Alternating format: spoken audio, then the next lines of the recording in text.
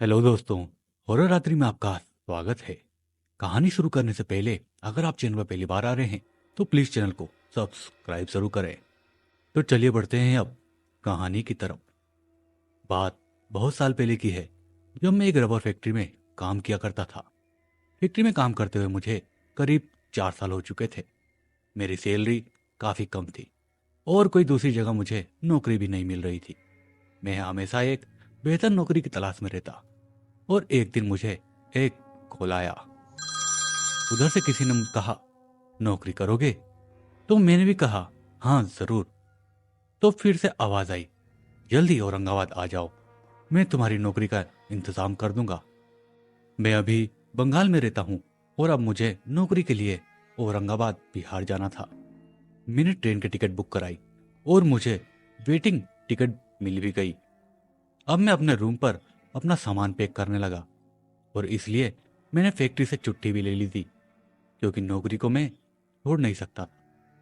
खैर, शाम 6 बजे की ट्रेन थी और मैं 5 बजे ही स्टेशन पहुंच गया। हमेशा की तरह स्टेशन पर काफी भीड़ थी और हर तरफ शोरगुल हो रहा था। इन सब में एक चीज अच्छी थी कि ट्रेन टाइम पर थी। जैसे ही ट्रेन स्टेशन पर आई, मैं तुरंत ही कोच में चढ़ गया और टिकट तो वेटिंग थी, इसलिए दरवाजे के पास ही खड़ा रहा। थोड़ी ही देर में ट्रेन स्टेशन से रवाना हुई और थोड़ी देर में रात भी हो गई थी, क्योंकि सर्दी का समय था, इसलिए जल्दी से अंधेरा हो गया। अब मुझे थोड़ी ठंड भी लग रही थी, इसलिए मैंने बैग से कंबल निकाला और अपने ऊपर लपेट लिया। अब ट्रेन में रात का सफर और ठंड, ऊपर से टिकट भी वेटिंग, तो आपको बहुत दिक्कतों का सामना करना पड़ता है। मैं ठंड में चुपचाप बैठा बस टीटी के आने का इंतजार करता रहा, ताकि कुछ सेटिंग से कोई सीट मिल जाए ताकि मैं रात गुजार सकूं। बहुत देखा, पर टीटी तो नहीं आया, लेकिन स्टेशन आ गया। ट्रेन स्टेशन पर रुकी हुई थी कि मैंने देखा कि कोच के सामने ही एक चाय वाला है।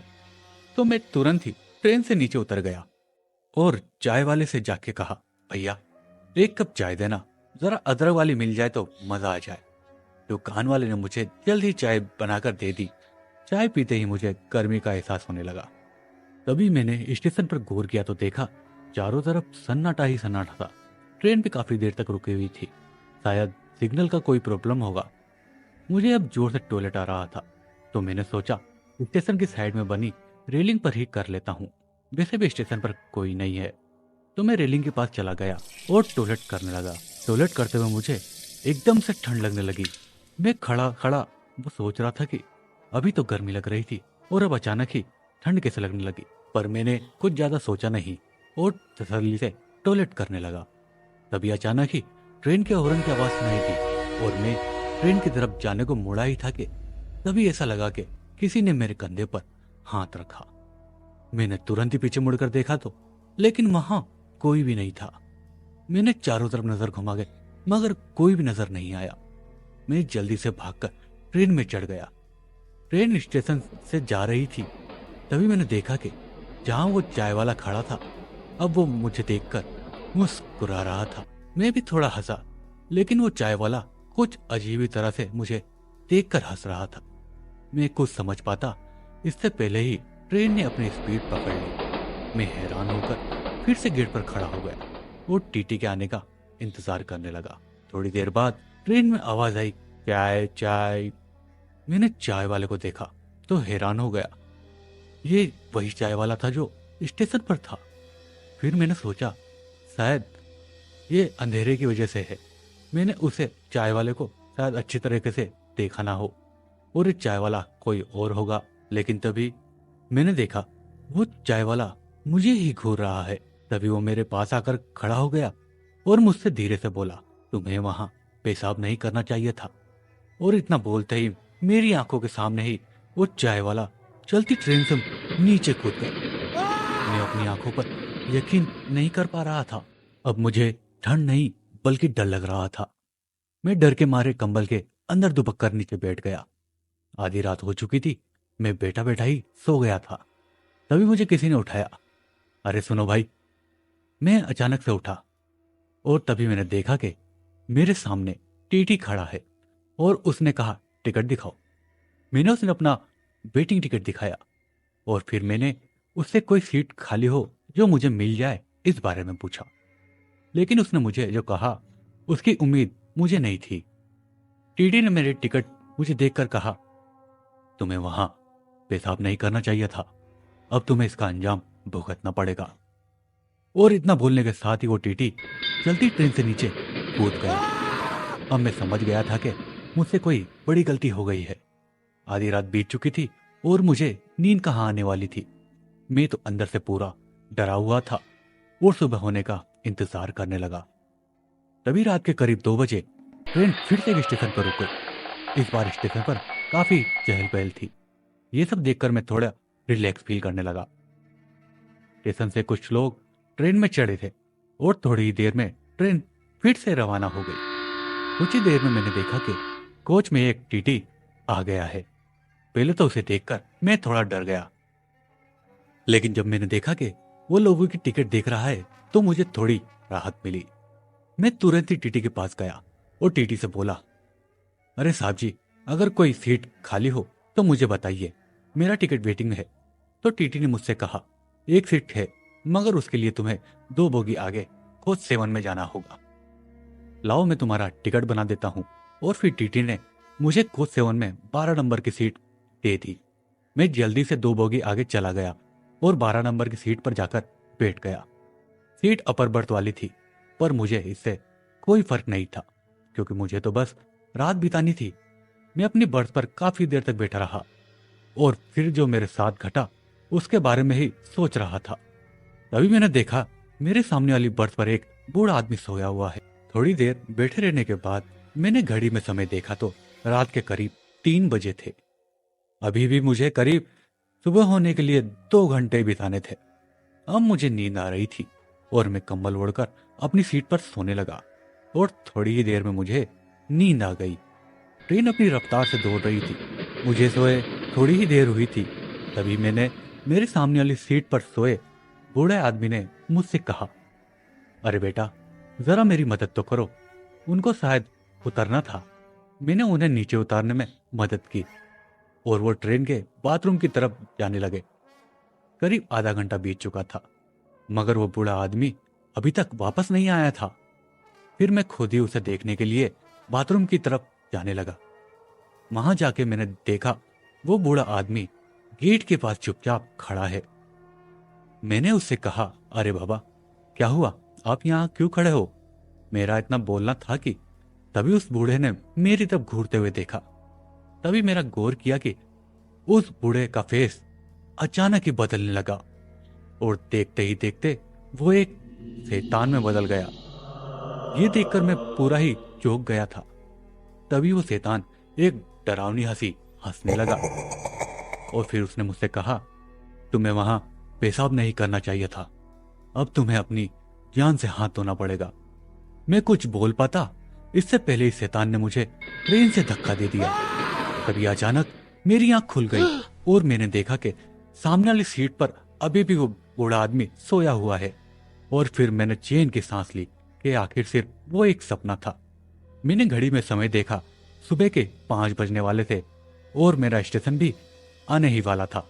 इसलिए मैं अब अपनी सीट पर ही बैठा रहा और स्टेशन के आने का इंतजार करने लगा। करीब 7 बजे मेरा स्टेशन औरंगाबाद आ चुका था। मैं स्टेशन पर उतर गया और औरंगाबाद जाने के लिए किसी गाड़ी का वेट करने लगा। थोड़ी ही देर में मुझे एक गाड़ी वाला मिल गया जो मुझे 100 रुपए में औरंगाबाद ले जाने को तैयार हो गया। वहां पहुंचकर मैंने किसी होटल में रूम लिया और फिर तैयार होकर मुझे जहां नौकरी के लिए जाना था वहां चला गया।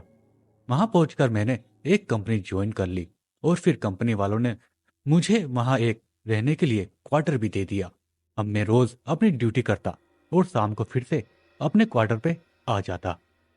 एक रात जब मैं सो रहा था तभी मुझे फिर से वही ट्रेन वाला सपना आया और वही बूढ़ा आदमी मुझसे बोला, तूने वहां पेशाब करके बहुत बड़ी गलती कर दी है। ऐसा सपना अब मुझे रोज आने लगा था। इस वजह से मेरा मन काम में भी नहीं लग रहा था।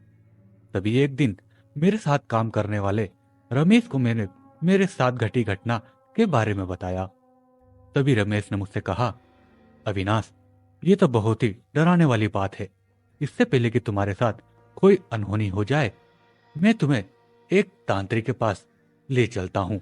अब वही तुम्हारी मदद कर सकते हैं। मैंने राकेश को हाँ बोल दिया और फिर शाम को जाने का प्लान बनाया। शाम करीब 8 बजे हम दोनों निकल गए। थोड़ी ही देर बाद हम तांत्रिक के पास पहुंच गए। वहां जाते ही मुझे थोड़ा डर भी लगने लगा, क्योंकि वहां का वातावरण ही ऐसा था। थोड़ी देर बाद तांत्रिक की आवाज आई और उसने कहा, क्या समस्या है तुम्हारी? फिर मैंने बाबा को अपने साथ घटी सारी घटना विस्तार से बताई कि कैसे एक गलती से वजह से मुझे कैसे कैसे आभास हो रहे हैं। तभी तांत्रिक ने मुझसे कहा, जहां तुमने सब पेशाब किया था वो जगह जरूर कोई स्थापित थी। वहां जरूर किसी आत्मा का वास था और तुमने वहां पेशाब करके उनको नाराज किया है। और अगर तुमने अगले 10 दिन में उनसे माफी नहीं मांगी तो तुम्हारी मौत निश्चित है।